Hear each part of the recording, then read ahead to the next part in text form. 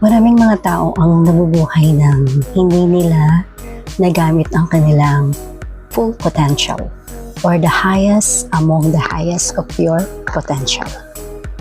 Next naman, highest potential. O buddy, magandang araw muli sa lahat. Ang pag-uusapan natin ngayon bilang 50s or over 50s, age 50s, 60s, 70s, or 80s. Yan ang pag-uusapan natin. Nagamit nyo na ba talaga ang iyong full potential? Talaga nga bang napakinabangan mo ba ang pinaka-highest skills, talents, and whatever it is na meron ka na gift galing sa taas? Nagamit mo na nga ba?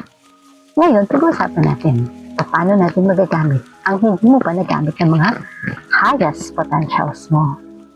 Kaya, sa araw na to, ito ang pag-uusapan natin.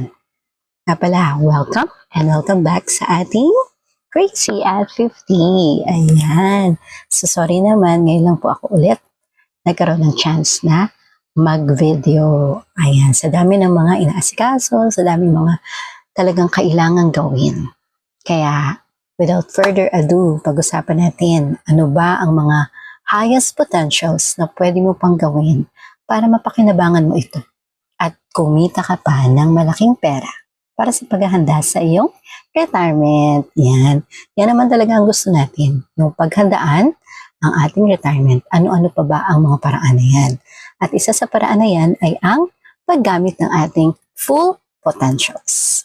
Mula sa aklat na kung saan ay talagang napakaganda. Paano ba niya inilahad at paano niya ba naggamit ang full potential na ito? Hindi lamang sa kanyang sariling experience, kundi sa experience naman ng mga kilalang mga naging successful sa kanilang mga larangan. So pag-usapan natin ngayong araw na ito.